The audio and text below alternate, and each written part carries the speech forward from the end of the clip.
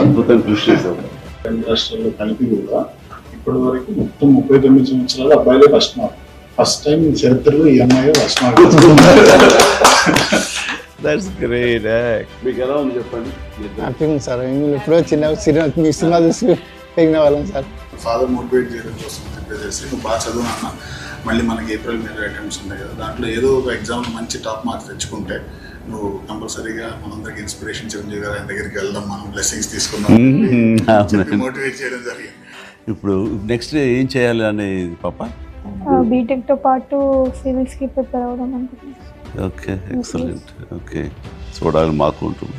And తల్లిదండ్రులకి నువ్వు గర్వకారణం అవ్వాలి, మీ ఇన్స్టిట్యూట్కి నువ్వు గర్వకారణం అవ్వాలి. ఇదే లక్ష్యంతో మన ఖచ్చితంగా సాధిస్తామన్న దృఢ నమ్మకంతో నువ్వు కఠోర దీక్షగా ఇట్లాగే చేస్తే జరగదంటే ఏది లేదు.